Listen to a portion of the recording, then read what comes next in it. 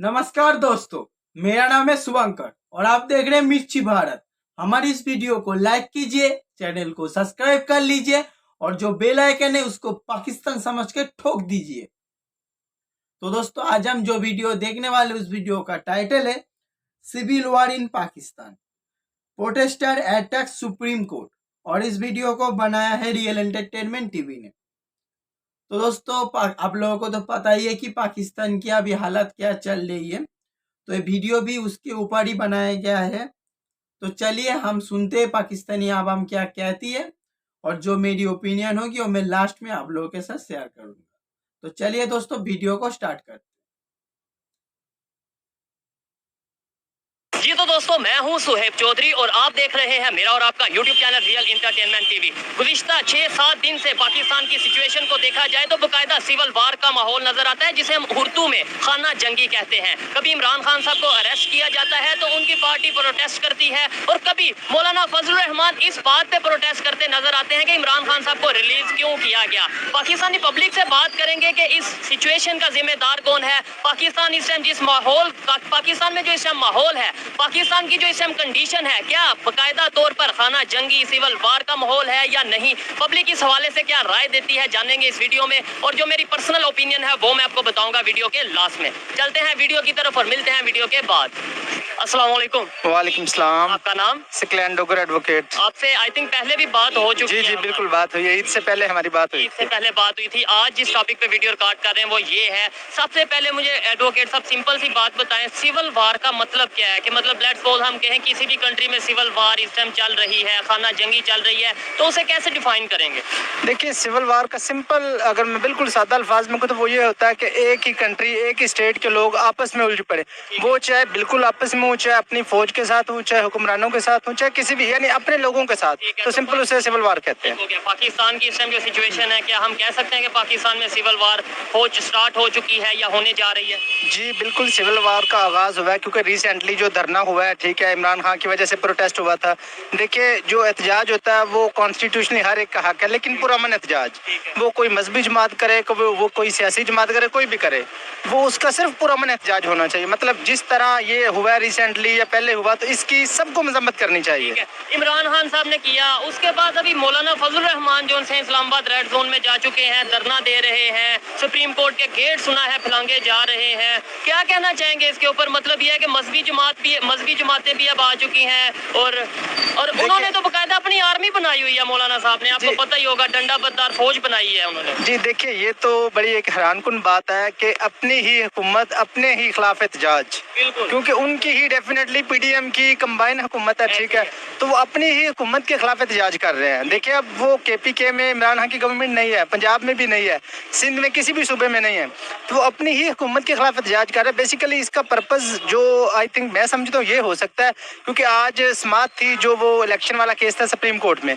तो उस हवाले से भी थोड़ा सा हो सकता है वो प्रेशराइज करना चाह रहे हूँ, क्योंकि उन्हें भी डर था कि कंटेम्प्ट ऑफ कोर्ट की वजह से गवर्नमेंट सारी या पीएम को नहल न कर दिया जाए। ये कैसा कंसेप्ट बन गया कि जिसका दिल करेगा मेरे साथ 10 लोग 20 लोग 40 लोग होंगे, मैं चला जाऊंगा सुप्रीम कोर्ट के पास जाके धरना दे दूंगा, जी मैं सुप्रीम कोर्ट को नहीं मानता। आपके साथ 10 लोग होंगे 20 लोग होंगे, आप चले जाएंगे हाई कोर्ट के पास चले जाएंगे, मैं हाई कोर्ट को नहीं मानता। कोई कह देगा मैं फौज को नहीं मानता, कोई कह देगा मैं अदलिया को नहीं मानता।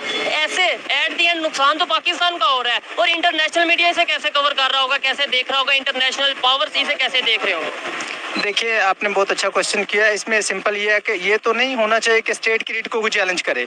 पुरअमन एहतजाज, चाहे मौलाना साहब भी हों, पुरअमन एहतजाज उनका हक है। देखिए, इस तरह के जो एक्ट होते हैं, जैसे ये पीछे एहतजाज में हुआ, ठीक है, हमारे मतलब फौज के खिलाफ बहुत ज़्यादा कुछ वीडियोस भी हुई और उनके कोर कमांडर के घरों तक भी गए, तो इसका इमेज इंटरनेशनल लेवल पर बहुत बुरा जाता है। यानी जो हमारे साथ कंट्रीज हैं, जो हमारे दुश्मन हैं, ठीक है, तो वो भी इन चीज़ों से फ़ायदा उठाते हैं। इसका इमेज इंटरनेशनल लेवल पर हमारा एक नेगेटिव इमेज जाता है। ठीक है, शायद यही वजह है कि बाद में कुछ लोग, ये मौलाना फजलुर रहमान की अगर बात करें तो वो ये कहते नजर आते हैं कि इमरान खान यहूदी एजेंट है। बहुत बार कह चुके हैं इंडियन एजेंट है, बिलावल भुट्टो ने भी कह दिया कि इमरान खान इंडियन एजेंट है। क्या वजह है कि हर किसी को अगर कोई एजेंट पाकिस्तान में नजर आता है वो दो लोगों का, या तो इंडिया का या यहूदियों का? देखिए, ये तो हर एक के अपने अपने दिमाग की एक हंसी होती है। होना ये चाहिए कि किसी में अगर देखें कोई भी इंसान है ना, वो खूबियों खामियों का मैवर होता है, वो कोई भी इंसान है। अगर इंसान बिल्कुल परफेक्ट हो जाए तो ये मुमकिन नहीं वो फरिश्ता हो जाएगा, ठीक है। तो कोई भी इंसान है उसमें खूबियां खामियां, तो पॉजिटिविटी के साथ क्रिटिसिज्म करना चाहिए। अगर उसके अंदर कोई खामियां हैं तो उसको क्रिटिसाइज करना चाहिए, लेकिन इसलिए करना चाहिए कि इस निज़ाम को बेहतर किया जा सके, ठीक है, कि हम बेहतरी की तरफ जाए। देखिए हम डिफॉल्ट होने के करीब है, इनफैक्ट हम हो चुके हैं, लेकिन फिर भी अगर ऑफिशियली अनाउंस नहीं हुआ तो हम करीब है। मैं आपके चैनल की वसातत से ये पैगाम देना चाहूँगा आला अथॉरिटीज़ को कि एटलीस्ट मुल्क कौम के लिए एक प्लेटफॉर्म पर सब इकट्ठे हो जाए, ठीक है। कम से कम मुल्क का सोचे। देखिए वहाँ बेचारे भूखे मर रहे हैं, आज इन्फ्लेशन नियर टू 50% पे पहुँच गया, ठीक है। सिचुएशन में आप इंटरनेट को बंद करते हैं और कितना 2-3 दिन में तकरीबन 250 मिलियन का जो सा वो नुकसान हो चुका है, और ये बहुत ज्यादा अफसोसनाक बात है पाकिस्तान के लिए, पाकिस्तानी यूथ के लिए।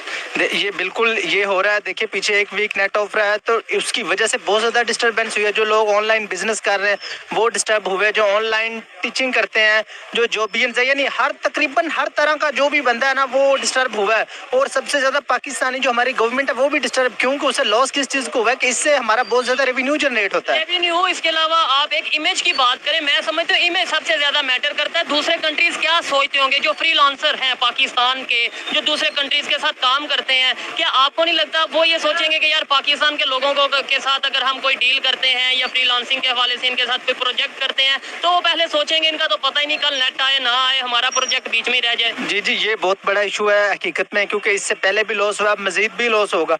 और जो लोग इंटरनेशनल ट्रेड कर रहे हैं अमेजोन के थ्रू, जिससे हमें रेवेन्यू जनरेट होता है, इसका बहुत ज़्यादा नुकसान होगा। और इसी वजह से जो पाकिस्तान के अंदर पढ़े लिखे लोग हैं, ब्रेन ड्रेनिंग क्यों हो रही है, इसी वजह से हो रही है कि इधर किसी को कोई पता ही नहीं है, ठीक है। इसी वजह से किसी को पता ही नहीं कि सुबह क्या हो जाना है। तो इन्वेस्टर कैसे आएगा? जब इन्वेस्टर आएगा, इन्वेस्टमेंट होगी, इंडस्ट्री लगेगी तो लोगों को रोजगार मिलेगा। तो पहले भी इंडस्ट्री ऑलरेडी बंद हो रही हैं, तो हालात पहले से भी ज्यादा खराब हो रहे हैं। खाना जंगी मजीद। देखिए दोस्तों, कोई भी इन्वेस्टर किसी भी मुल्क में इन्वेस्ट करने से पहले ना बहुत सारी चीज़ों को देखती है, और उनमें से मतलब मैं मानता हूँ कि जो दो मेन इम्पोर्टेंट है, ठीक है, वो है कि सिक्योरिटी और उस मुल्क में रहने वाले आवाम की माइंडसेट कैसी है।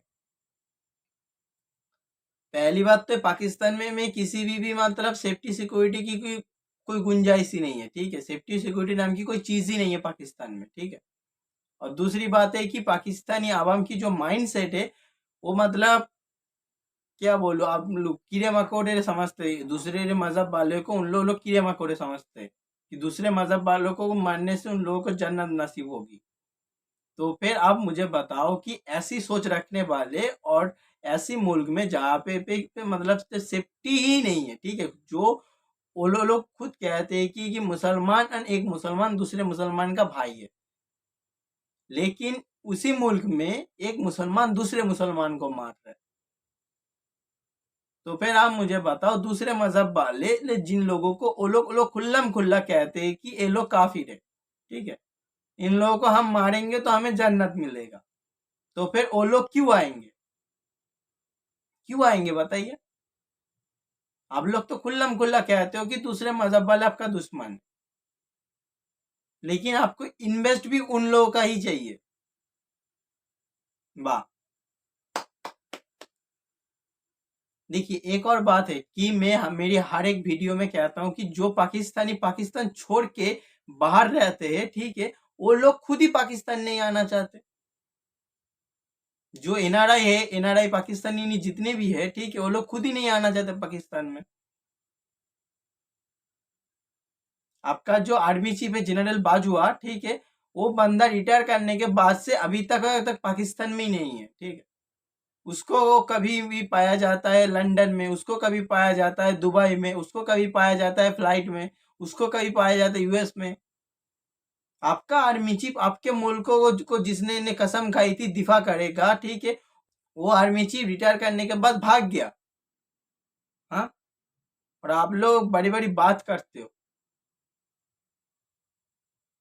कि इन्वेस्टर क्यों नहीं आता हमारे मुल्क में। आप लोग अपने ने स्कूल में ओपनली पढ़ाते हो कि दूसरे मजहब वाले आपका दुश्मन है, ठीक है, तो वो बच्चा बड़ा होके के क्या सीखेगा? दूसरे मजहब वाले से क्या अच्छी अच्छी बर्ताव करना सीखेगा?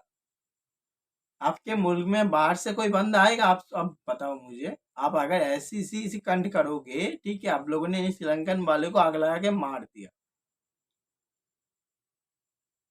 तो बताओ कोई आएगा आपके मुल्क में? आप लोग यार खुद ही सेफ नहीं हो, तो दूसरे क्या आएंगे आपके मुल्क में? पहले आप खुद सेफ हो जाओ, उसके बाद दूसरे को बुला लेना। बढ़ती नजर आ रही है, सिविल वार का अंदेशा बढ़ता नजर आ रहा है, खतरा बढ़ता नजर आ रहा है, या कंट्रोल कर लेंगे?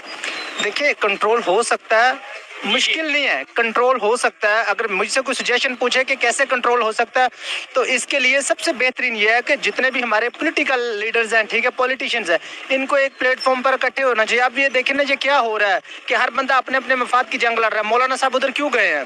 वो इसीलिए गए हैं कि उन्हें इक़्तिदार में से या कोई ना कोई चीज मिल जाए, या उनके खिलाफ जो कोई केसेस है वो खत्म हो जाए, या कश्मीर की साइड पे चले जाते हैं। इमरान खान साहब के लोग क्यों एहतजाज कर रहे हैं, या नून लीग की वजह से क्यों कर रहे हैं कि हर बंदा अपने अपने मफाद की जंग लड़ रहा है, सिर्फ मुल्क कौम के लिए कोई नहीं काम करता। इस वजह से हमारे ये हालात हो गए। नहीं तो पाकिस्तान के अंदर बड़ी एक फेमस चीज है कि पाकिस्तान को अल्लाह ताला ने जितने कुदरती वसाइल दिए पूरी दुनिया में इतने नहीं है। ठीक है, कौन से ऐसे वसाइल हैं जरा बताएं देखने वालों के लिए कि जो पूरी दुनिया में नहीं सिर्फ पाकिस्तान में? देखिए, सबसे पहले अगर जो हमारा थर है ना, थर सिंध के अंदर, उधर 150 बिलियन टन कोयला है, 150 बिलियन टन, कि अगर हम उससे कोयले से लाइट प्रोड्यूस करें ना, हम लाइट बिजली बनाएं, तो एटलीस्ट कम से कम 150 ईयर यानी 1.5 सदी तक चलेगी और फ्री। और ठीक है, फिर भी हम कोयला अफगानिस्तान से कभी लेते नजर आते हैं कभी। इसके अलावा कोयले के अलावा और कौन सी देखिए, चीज है? कोयले के अलावा देखिए हमारा जो बलूचिस्तान में है, ठीक है, कॉपर और गोल्ड की चट्टानें हैं बहुत ज्यादा, ठीक है। उसके बाद अगर पाकिस्तान के अंदर ऐसे मकाम आता है जहाँ से गैस के बहुत ज्यादा जखायर मौजूद है, हत्ता के पेट्रोल के बहुत ज्यादा है, लेकिन हम इंटरनेशनल जो हमारे ऊपर एक प्रेशर है, ठीक है, हम जिनके मकरूज हैं, उस वजह से हम कुछ कर नहीं सकते। पाकिस्तान में पेट्रोल के जखायर भी मौजूद है, गैस के जखायर भी मौजूद है, इसके अलावा भी बेशुमार कुदरती वसाइल है, कोयले के मौजूद है। हम विंड से, सोलर एनर्जी से लाइट पैदा कर सकते हैं। अच्छा, मैं पाकिस्तानियों से एक और सवाल पूछना चाहता हूँ। आप लोग जो कहते हो कि पाकिस्तान में सब कुछ है, ठीक है, चलिए मैं मानता हूँ पाकिस्तान में सब कुछ है, ठीक है। इस भाई ने भी अभी कहा कि पाकिस्तान में आपका कितने ने अरब रुपए का कोयला है, ठीक है, सब कुछ आप लोगों के पास है, ठीक है। तो फिर आप लोग 1 बिलियन के लिए IMF के पास इतने महीनों से भीख क्यों मांग रहे हो, बताओ? आपके पास तो इतने मतलब रिसोर्सेस अगर है तो आप लोग उसको यूज कर लो। आप लोग IMF के पास जाते हो भीख लेने के लिए, हर 3 महीने में 2 बार चले जाते हो IMF के पास, ठीक है, और फिर कहते हो कि हमारे पास सब कुछ है, सब कुछ है। मतलब इतना कॉन्फिडेंस कहाँ से मिल जाता है आप लोगों को? हाँ, खाने को नहीं है आपके मुल्क में, खाने को नहीं है, ठीक है। इतनी बड़ी बड़ी बात मत किया करो, पहले खाने को लेकर आओ, ठीक है। आपके मुल्क में खाने के लिए मतलब एक बंदा दूसरे बंदे को मार रहा है। देखिए, आपके मुल्क में सिविल वॉर आज से नहीं स्टार्ट हुआ, ठीक है।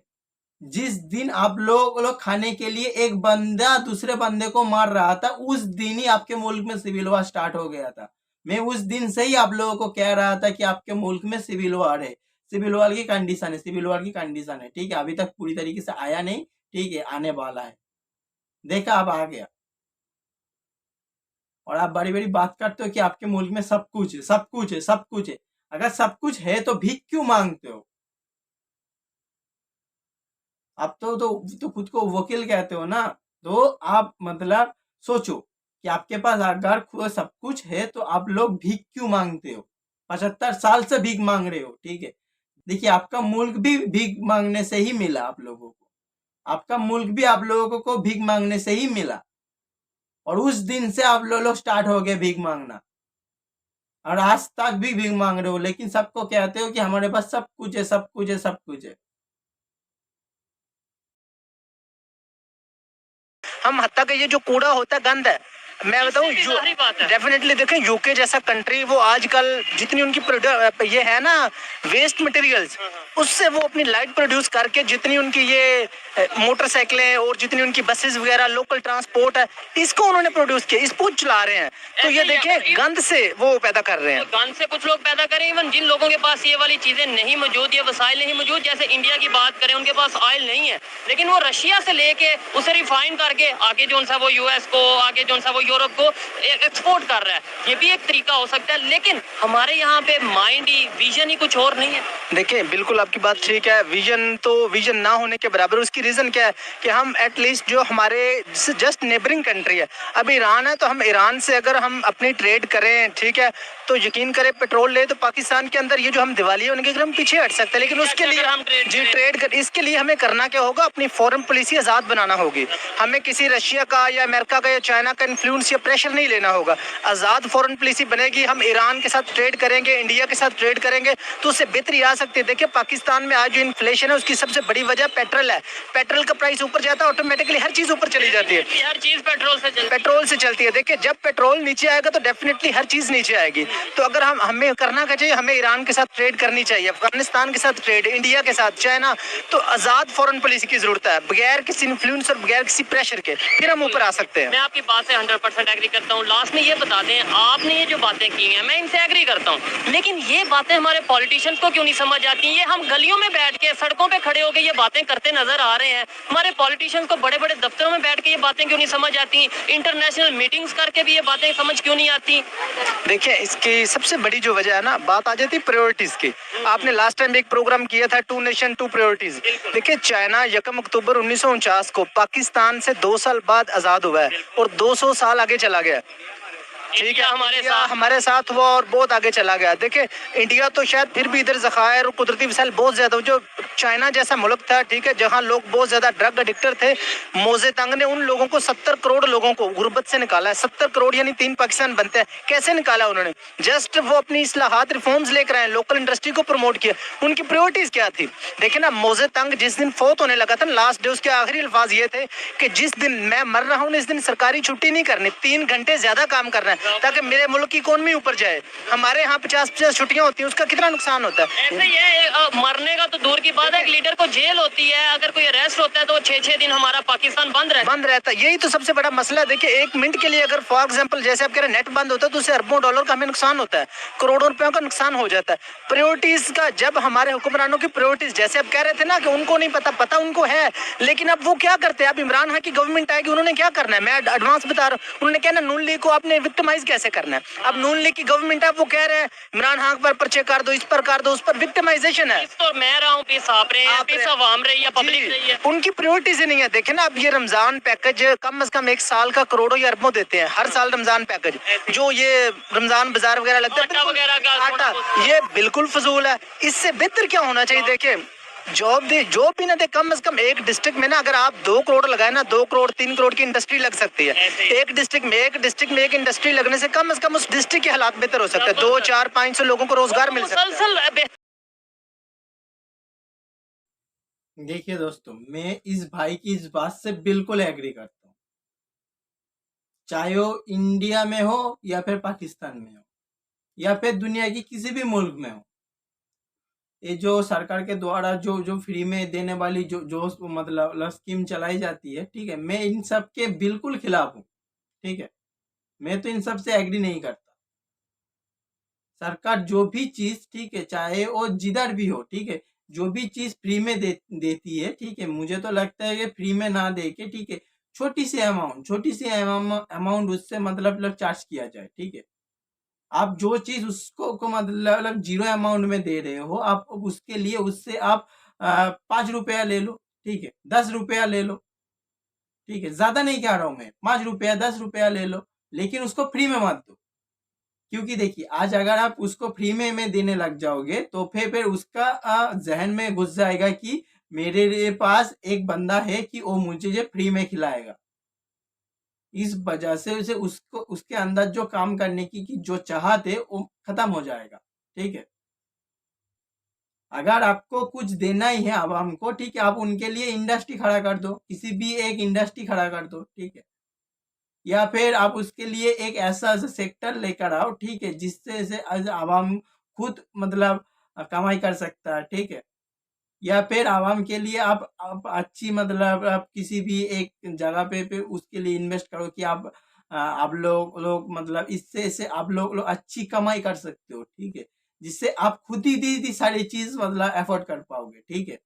ना ही ये सारी चीजें मुझे देना पड़ेगा आपको, ठीक है। अगर अगर किसी भी सरकार देगी तो वो कहेगी कि मैं आपको दे रहा हूँ, वो चीज आपका नहीं है। लेकिन अगर आप उसी चीज को, ठीक है, अपने खुद की जेबों की पैसे से खरीदोगे तो फिर आप दूसरे को कह सकते हो कि वो चीज मैंने खरीदी है, उस पे हक सिर्फ मेरा है, ठीक है। ये मतलब एक बहुत बड़ी चीज होती है। जिसको मेरी ये बात समझ में आई है तो अच्छी बात है, और जिन लोगों को मेरी ये बात समझ में नहीं आई है तो मैं उनके लिए क्या कह सकता हूँ, कुछ भी नहीं कह सकता, ठीक है।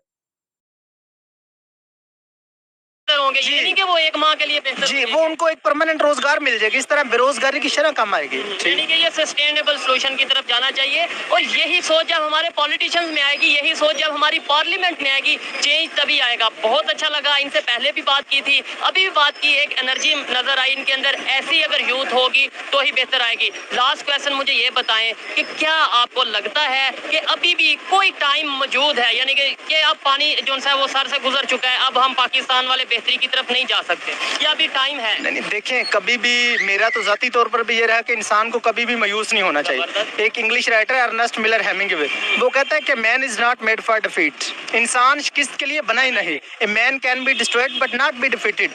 वो तबाह तो हो सकता है लेकिन उसे शिकस्त नहीं दी जा सकती। देखिए, मैं वही कह रहा हूँ ना कि इंसान शिकस्त के लिए नहीं बना, किस अभी भी कुछ भी नहीं हुआ। सिर्फ क्या है कि बात प्रायोरिटीज की आती है कि जो बंदा साहिब इख्तिदार है उसकी प्रायोरिटीज का डिपेंड करना है कि उसकी पावर में है, जिसके पास अथॉरिटी है कि वो क्या करता है, वो अपनी ब्यूरोक्रेसी को ठीक करता है, वो ग्रास रूट लेवल पर चीजें लेकर आता है कि आम बंदे तक हर चीज पहुंचती है।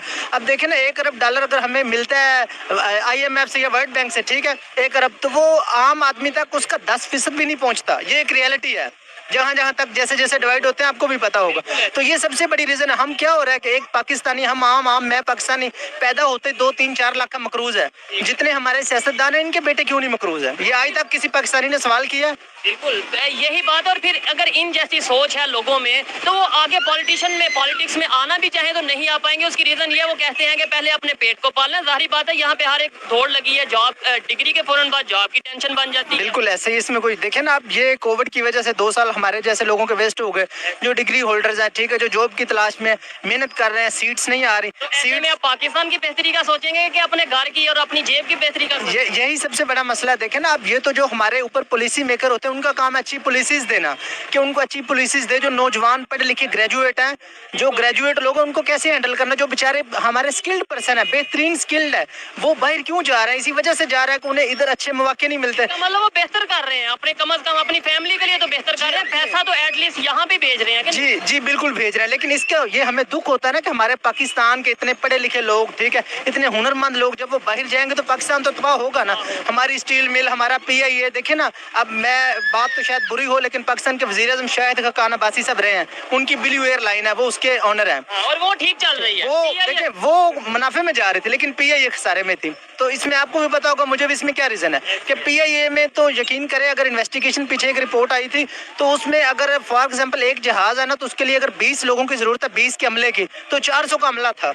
इतना बड़ा ब्लंडर था कि नहीं, इतने पैसे तनख्वाहों में इतने पैसे जा रहे थे। ठीक हो गया। टॉपिक बहुत ज्यादा इंटरेस्टिंग होता जा रहा था, लेकिन ये है कि इसको वाइंड अप करते हैं। आइए मजीद किसी से बात करते हैं। बहुत शुक्रिया जी। जी ओके, अल्लाह हाफिज, बहुत शुक्रिया, थैंक यू। अस्सलाम वालेकुम। वालेकुम अस्सलाम। आपका नाम? जी मियां शहजाद। क्या करते हैं आप? मैं सिविल इंजीनियर हूँ। सिविल इंजीनियर है, जबरदस्त। मैं जिस टॉपिक पे वीडियो रिकॉर्ड कर रहा हूँ वो ये है, पाकिस्तान की मौजूदा कंडीशन की अगर बात करें, क्या आपको नहीं लगता कि जो इस टाइम सिचुएशन चल रही है, कभी कोई सुप्रीम कोर्ट के पास धरना दे रहा है, रिसेंटली मौलाना फजल रहमान ने जो अपना धरना दिया है रेड जोन में, जहाँ पे अगर इमरान खान साहब या उनकी पार्टी कोई धरना देती है तो शायद उनके खिलाफ सख्त एक्शन लिया जाता है। अभी सुप्रीम कोर्ट के जो उनसे गेट फलांगे जा रहे हैं, रेड जोन में धरना दिया हुआ है, आपको नहीं लगता सिविल वार या खाना जंगी का माहौल पाकिस्तान में बन चुका है?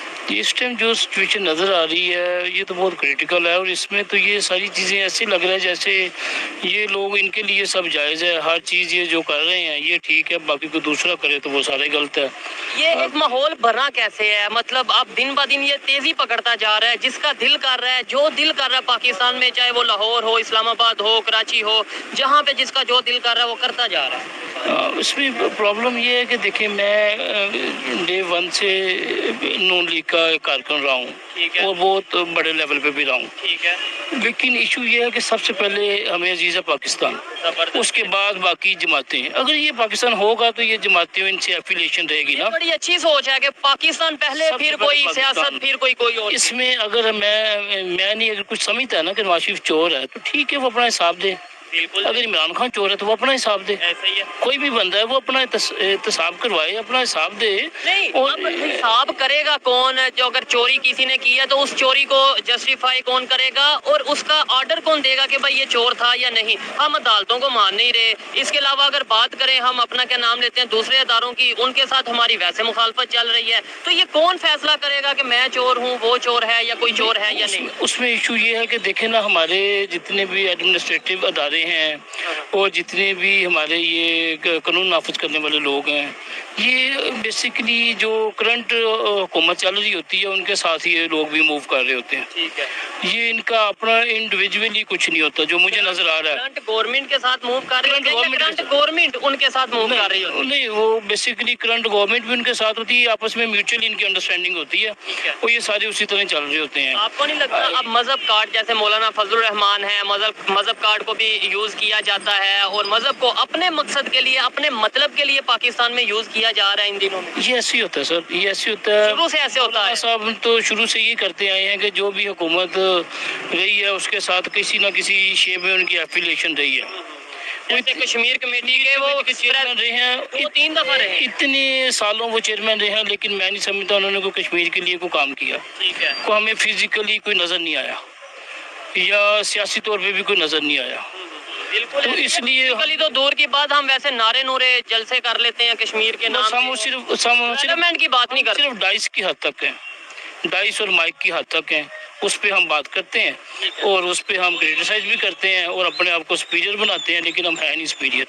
है नहीं। हम जैसे देखिए ना, मैं अब सिविल इंजीनियर हूँ, यूटी से क्वालिफाइड हूँ, इंग्लैंड से एमएससी की है इंजीनियरिंग में, उसके बावजूद कि यहाँ अपने मुल्क में सर्व करेंगे, यहाँ पे काम नहीं है, यही बात, जॉब्स नहीं है। दिल दुखता है इसी बात से। देखें, यूईटी से उन्होंने इंजीनियरिंग की है, इसके अलावा फॉरेन जाके उन्होंने अपनी डिग्री को मजीद आगे एजुकेशन को बढ़ाया है। फिर अगर बात करें एजुकेशन सिस्टम की, आपको नहीं लगता ये जितनी भी सिचुएशन बनी है, कहीं ना कहीं हमारे एजुकेशन सिस्टम में फॉल्ट है? देखें, अगर इंडिया की बात करें, आपने यूईटी की बात की, वहाँ पे IIT है, वहाँ पे बड़े बड़े अदारे हैं, उनके जो बैचलर्स हैं या वहाँ से जो ग्रेजुएट होते हैं, वो पढ़ के बहुत आगे बेहतरी की तरफ काम करते हैं अपने कंट्री के लिए, और हम जो उनसे हैं वो। मैं कर रहा हूँ इस वक्त, मैं दुबई में कर रहा हूँ काम, एक मल्टीनेशनल कंपनी है उनके साथ ही काम कर रहा हूँ।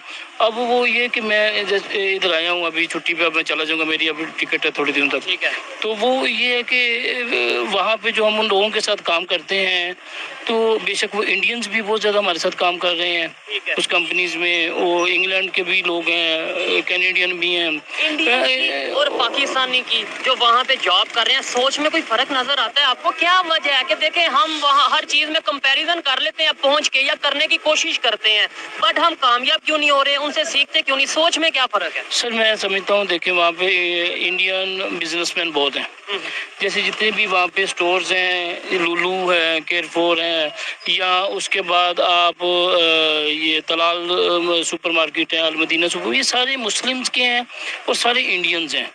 और वहाँ पे जितने भी जॉबियन है ना, वो सारे केरला के लोग हैं, हिंदू हैं। No single Muslim job in all the departmental stores. उसकी क्या वजह है? उसकी वजह के अगर स्टोर है उसमें भी हिंदू या पाकिस्तानियों को वो पसंद नहीं करते और पाकिस्तानियों को वो रखते नहीं। ठीक है, मुस्लिम हो गए भी पाकिस्तानियों को पसंद नहीं करते। ये इशू है हमारा, वहाँ पे बहुत बड़ा ड्रॉबैक है। और उसमें ये है कि हम बेसिकली अपने मुल्क के साथ भी सिंसियर नहीं होते, हम शायद अपने साथ ही सिंसियर नहीं है। तो इसलिए वहाँ भी जाके ना तो हमको खास सिंसियर नहीं है। ठीक हो गया। हमारे पासपोर्ट को कोई वैल्यू नहीं दी जाती, हमारे पासपोर्ट को वैल्यू इसलिए नहीं दी जाती कि यहाँ पे हमारे जो सिचुएशन चल रही है, ये क्या ख्याल है कि इंटरनेशनल मीडिया इसे नहीं ऑब्जर्व कर रहा। लोग पूरी दुनिया मजाक बना रही है, पूरी दुनिया की मीडिया पे ये दिखाया जा रहा है। वहाँ मुझे ना, मैं एक गलत पार्किंग में गाड़ी ले गया, तो मेरे जो फाइन आना था तो वो बोर्ड लगा था गलत पार्किंग का, तो मुझे छुट्टे ने रोक लिया। उसने मुझे कहा कि ये गलत पार्किंग। मैंने कहा यार ये मैंने बोर्ड चेक नहीं किया, मैं लोकेशन लगा के आ रहा था तो आ गया। फिर अच्छा चलो मैं आपके साथ कोई रियायत कर देता हूँ। मुझे उसने पहला सवाल पूछा, इमरान खान को गोली लगी थी। मुझे कहा इमरान खान को गोली क्यों मारी? ठीक है यार वो तो इंटरनेशनल हीरो है। यार हालांकि मैं नून लीग का बंदा रहा हूँ, लेकिन मैं खुद परेशान। मैं यार ये मुझे नहीं पता ये क्या सीन है, किसने मारी है। ठीक है, लेकिन ये है कि ये पता चल गया कि आप पाकिस्तानी हैं। हाँ प्रॉब्लम है वो। शायद रॉन्ग पार्किंग उर्दू से पूछा मुझे उर्दू में उसने पूछा कि क्यों गोली मारी उसको। यार वो तो अच्छा बंदा है, क्यों मारी? लेकिन ये कि मैं समझता हूँ कि ये कुछ ना कुछ इसका सोल्यूशन, हम सिर्फ टीवी पे आते हैं और अपने रेटिंग के लिए और पॉइंटों के लिए और सिर्फ अपनी बात करते हैं और चले जाते हैं। बाहर हम सारे इकट्ठे हैं। नहीं, लेकिन देखिए हम बात ही कर सकते हैं ना। आप मैं या आप बात करें, आप बात के अलावा प्रैक्टिकली क्या आपके ख्याल में? पास तो प्रैक्टिकल करने के लिए है भी नहीं, यही चीज। लेकिन ये जो असेंबलियों में बैठे हैं या जो इधर ये अदारों में बैठे हैं, ये लोग इम्प्लीमेंट भी करवा सकते हैं। बिल्कुल ऐसे ही है। हम इम्प्लीमेंट नहीं कर सकते, हम तो बात ही कर सकते हैं। फ्यूचर में कोई बेहतरीन नजर को नाकस राय दे सकते हैं। लेकिन ये कि ये जो इम्प्लीमेंट करने वाले लोग हैं ये बैठे हुए हैं, ये इम्प्लीमेंट कर सकते हैं। जुडिशरी इम्प्लीमेंट करवा सकती है, हमारी आर्मी इम्प्लीमेंट करवा सकती है, हमारी कोई चेंज की उम्मीद नजर आती है या नहीं?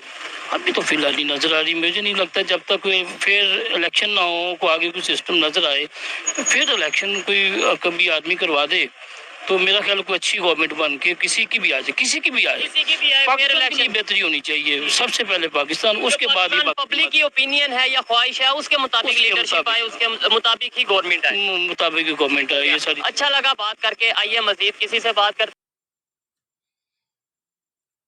तो दोस्तों वीडियो को यहीं पर ही रोकते, वरना वीडियो बहुत लंबा हो जाएगा और आप लोगों को भी फिर वीडियो अच्छा नहीं लगेगा। ठीक है, तो आता हूँ अभी मैं मेन टॉपिक के ऊपर। ठीक है, पाकिस्तानी आवाम को मैं एक बात कहना चाहता हूँ कि देखिए भाई लोग, आप लोगों को लगता है कि पाकिस्तान में सिविल वॉर आज से स्टार्ट हुआ या फिर अभी से स्टार्ट हुआ। नहीं, पाकिस्तान में सिविल वॉर अभी से स्टार्ट नहीं हुआ। जिस दिन आप लोग यार खाने के लिए एक बंदा दूसरे बंदे को मार रहे थे, उस दिन ही स्टार्ट हो गया था आपके मुल्क में सिविल वॉर। और उस दिन से मैं आप लोगों को कह रहा हूँ कि यार सुधर जाओ, सुधर जाओ, सुधर जाओ। ठीक है, लेकिन फिर भी आप लोग नहीं सुधरे। आप अपने मुल्क का जो 75 साल, जिस वक्त आप लोग चाहते तो आपके मुल्क को, इकोनॉमी को आज मतलब एक लेवल पे खड़ा कर सकते थे, लेकिन आप लोग ऐसा नहीं किया। आप लोग अपना 75 साल मतलब दूसरे के टेरिटरी को ऑक्यूपाई करने में लगा दिए। ठीक है, दूसरे के जंग लड़ने में लगा दिए। ठीक है, दूसरे को कैसे मतलब टेररिस्ट एक्टिविटी से परेशान किया जाए, ठीक है, इसमें लगा दिए। ठीक है, तो फिर आप बताओ कि आपके मुल्क में सिविल वॉर और नहीं होगा तो क्या होगा? यार देखो, आप लोग यार अपने पैरों पे कुल्हाड़ी खुद मारे हो। ठीक है, कोई दूसरा आके नहीं मारा। आप लोग ही ऐसे ऐसे सांपों को पाले थे। ठीक है, जो सांप आज आप लोगों को काट रहा है। ठीक है, और उन सांपों को पालने के चक्कर में आप अपने जो आम आवाम है, ठीक है, उन लोगों को भी जहरीला बना दिया। और देखिए उन जहर की जो मतलब आज जो स्वाद है, ठीक है, वो आज पाकिस्तान का जो जो मतलब टॉप क्लास जो लीडर है या फिर जो स्टैब्लिशमेंट है, उन लोगों को आज वो स्वाद चखना पड़ रहा है। ठीक है, क्योंकि इन सांपों को आप लोगों ने ही बनाया हो, इन सांपों को पैदा आप लोगों ने ही किए थे। ठीक है, इसीलिए आज इन सांपों का जो जहर का जो स्वाद है, ठीक है, आप लोगों को ही चखना पड़ रहा है। कैसा लग रहा है बताओ? आप लोग सोचे थे इंडिया को काटेगा, दूसरे मुल्क को काटेगा। ठीक है, आप लोग तो मजा लेने के चक्कर में इन लोगों को पाले थे। ठीक है, पहले भी सांप किसी का सगा नहीं था और आज भी सांप किसी का सगा नहीं है। ठीक है, और मैं नाजम सेट्टी सर से एक सवाल पूछना चाहता हूँ। आप जो इतने प्रेस मीडिया के सामने आके कह रहे हो कि इंडियन टीम नहीं आएंगे तो हम भी नहीं जाएंगे, ठीक है, आप दिल में हाथ रख के सच बोलना, अगर इंडियन टीम आपके मुल्क में चला जाए, ठीक है, आप उन लोगों को सही सेफ्टी, सही सिक्योरिटी प्रोवाइड कर सकते हो? आप अपने मुल्क में जो आवाम है उन लोगों को ही सही सेफ्टी और सिक्योरिटी प्रोवाइड नहीं कर पा रहे हो, ठीक है, तो फिर आप इंडियन टीम जाएगा या दूसरे जो मुल्क के जो टीम है वो लोग जब जाएंगे, आप लोग सेफ्टी और सिक्योरिटी कैसे प्रोवाइड कर सकते हो बताओ? आपके मुल्क में इमरान खान है, ठीक है, उसको अरेस्ट करने के चक्कर में, ठीक है, पीटीआई वालों ने आपके मुल्क को फूंक डाला, और अभी पीडीएम वाले, ठीक है, आपका जो सुप्रीम कोर्ट का जो चीफ जस्टिस है उसका डिजाइन के लिए, ठीक है, अभी आपका मुल्क को फूकेगा, देखना फिर से आप लोगों का मुल्क को पीडीएम वाले फूकेगा। मुझे तो लग रहा है कि नजम सेठी साहब के हम दुनिया को समझाना चाहते हैं कि पाकिस्तान बिल्कुल सेफ है। अगर ऐसा ही है तो फिर मैं नजम सेठी साहब से एक बात कहना चाहता हूँ, आप अपने ने जो जो चश्मा है, ठीक है, इसको बदल लो, क्योंकि आप, मुझे लगता है कि आपको को सही से दिख नहीं रहा कि पाकिस्तान की हालत क्या है। आप लोगों की मुल्क में दूसरे मुल्क वाले तो छोड़ो, ठीक है, आपकी जी जो मतलब आवाम है वही नहीं आना चाहता। जो पाकिस्तानी बाहर रहते हैं वो खुद पाकिस्तान में नहीं आना चाहता, और जो पाकिस्तानी नहीं थोड़ी पढ़ लिख लिया है पाकिस्तान में, या फिर उसके पास या थोड़ी बहुत पैसा है, वो पाकिस्तान से भागने की चक्कर में है, ठीक है। देखिए, पाकिस्तान में पहले पाकिस्तानी आवाम कहते थे कि पाकिस्तान जिंदाबाद, ठीक है, लेकिन अभी कहते हैं कि पाकिस्तान से जिंदा भागो। तो फिर आप सोचो कि आपकी मुल्क की हालत कैसी है, ठीक है। मैं आज से सिविल वार नहीं कह रहा था, ठीक है। जब आप लोग आटे के लिए एक बंदा दूसरे बंदे को मार रहे थे, मैं उसी दिन से आप लोगों को कह रहा था कि यार आप लोगों के मुल्क में सिविल वार आने वाला है। देखा ना, आ गया। अभी बताओ कि आप लोग जो मतलब दूसरे मुल्क के ऊपर करते थे, ठीक है, अभी तो आपके मुल्क के ऊपर चल रहा है, कैसा लग रहा है? मजा आ रहा है? अगर मजा आ रहा है तो पॉपकॉर्न लेके बैठ जाओ, ठीक है। तो दोस्तों, वीडियो को यहीं पर ही खत्म करते, तो मिलते एक और नया वीडियो में। तब तक के लिए नमस्कार, जय हिंद।